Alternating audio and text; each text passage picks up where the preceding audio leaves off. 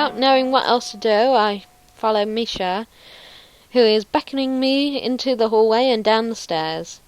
We descend even below the lobby where I met Yamaku, down to the bottom floor.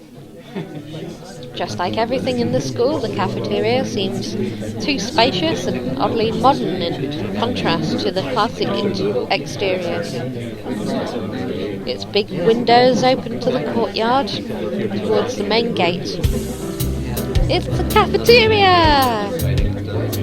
An emphatic statement of the obvious makes everyone around us stare, but Misha doesn't seem to care, so we proceed to the line.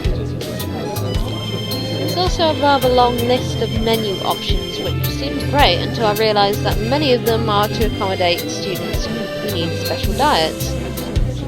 How nice. It feels like I'm back at the hospital, eating portions measured with scientific precision to meet the needs of the patients. Pick something at random and follow Hisao to a table sitting opposite her. I lay nibble indifferently at the food I'd rather not eat. Misha pokes me in the side to get my attention and points to Shiku. I don't understand signs, so that point escapes me. Maybe looking at the person who talks is proper and polite. Do you want to know something? What? About anything. We're your guides, so you should ask if there is something. I wonder. Ask about the library, I reckon, because he's very into the library. Oh yeah, is there a library in the school? Lately I've gotten into reading a lot, so I'd like to check it out. Misha gives the kind of frown that makes it clear she doesn't consider reading a healthy hobby, but then picks up her smile again. There is. It's in the second floor, so we can show it to you sometime. Thanks. I return to my food while the girls talk between themselves. Misha and Shiku signing back and forth adamantly, throwing sideways glances at me, but Misha refrains from translating. Maybe they're talking about some secret war stuff or something. I quickly notice a conversation in sign is not enough to fill silence. We arrive in the classroom early, but we're not the first. The dark-haired girl I noticed before is slumped over her desk at the last row. Oh. She jumps a little when Misha crashes into the room with the elegance of a rhino. She shrinks deeper into her seat. I can feel her tension all the way from here, as if she was slowly turning into stone just from our presence. Misha and Shiku either don't notice or don't mind it as they walk directly past her to their seats and begin to converse. I'm left wondering about her, even when the class slowly fills with other students, and finally the teacher. Getting into a rhythm of school seems strange, as if my brain remembers how this is done, but my body doesn't. Towards the end of the class, I start yawning and counting the minutes left. I shouldn't be this tired on the first day of school. Maybe it's the long time spent in hospital that makes me feel like this, and even feeling physically weak and lifeless. Before long, the final bell rings. School is finally over for the day. Besides me, Misha and Shiku are having a short conversation. After a bit of deliberation, Misha turns to me. Unfortunately, we can't stay and show you around today, Hika.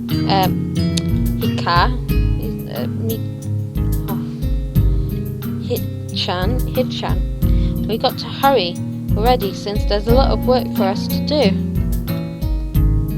You'll find your way around here, I'm sure of it. Wait. The teacher said I have to see the nurse. Where do I have to go?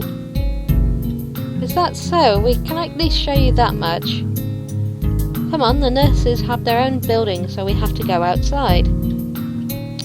We join the flow of students making their way down the stairwell and outside, with the girls pointing out of their senior classrooms in the same hallway as us.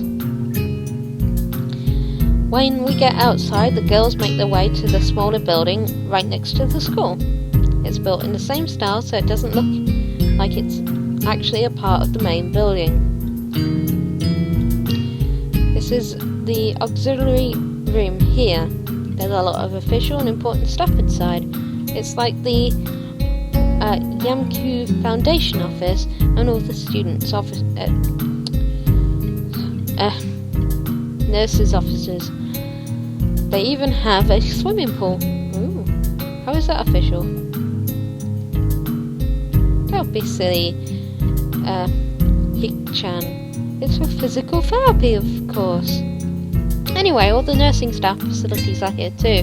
The head nurse's office is on the first floor. You'll be fine from here, right? We're going then. See you tomorrow. Yeah, thanks. Bye. A whole building for stuff that's nothing to do with the actual education? I guess it's necessary for a place like this. Walk in hoping that this really will be only a quick visit, like the teacher said. On a white door on the left of a green cross with the text "Head Nurse" is a nameplate. A voice from inside responds to my knock almost immediately, but I can't quite make it out. Sounds a bit like an invitation to open the door, so I invite myself further in. The room is not large, it smells strange, and a friendly-looking man turns round on his office chair to face me as I enter. His desk is neat and tidy, but the bin under the desk is overflowing with used medical utensils, and there are at least a dozen coffee cup rings lingering on the desk. Hello there. What can I do for you today? Here's a Sorry, my eyes are getting a bit tired. He's a young-looking and sort of rugged, but the dimples in his cheek wash that impression away when he smiles. Are you the nurse? He smells like a person who's heard this very same question 100 times. Why, yes, I am. It says so on the door, no? You can call me by my name or just the nurse, like everyone else. Of course, I shake off my confusion, realising I should grab his extended hand. His handshake is rather firm and friendly. Right, I'm a new student and my homeroom teacher told me to come and meet you. My name is Hisao Nakai. His eyes light up with the revelation and he snaps his fingers. Oh, you're that Maki. I've been reading your file in the morning. Some kind of chronic arrhythmia and related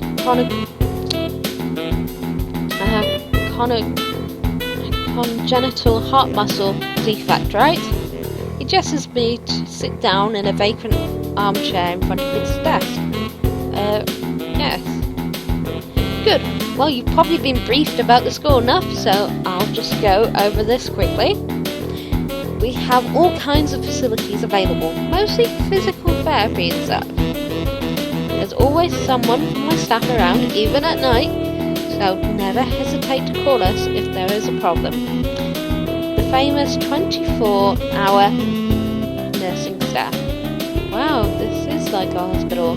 Well, not exactly. For instance, we don't do brain surgery here.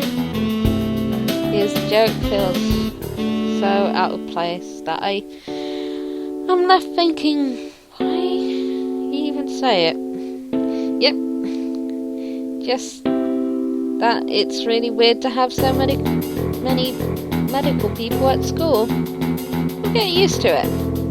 Not sure of that myself, but I don't let the nurse know. Now, let me find your file again. While he searches for something from his computer and shuffles stacks of papers around, I let my gaze wander around the room.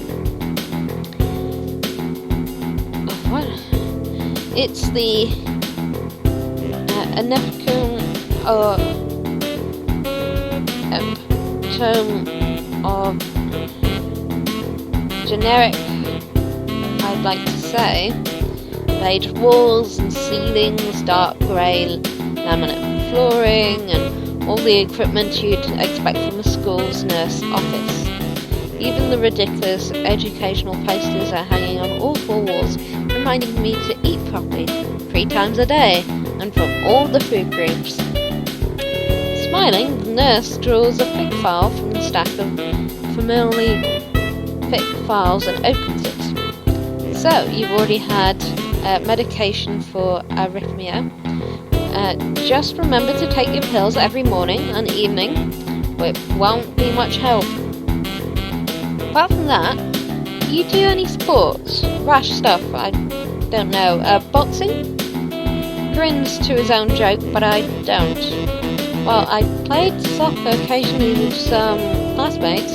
Alright, I'm afraid I'm gonna have to recommend you refrain from doing that, at least for the time being. Oh? My lack of reaction makes him raise an eyebrows, but really I'm not too bothered by him forbidding me to kick a ball around. Guess I never really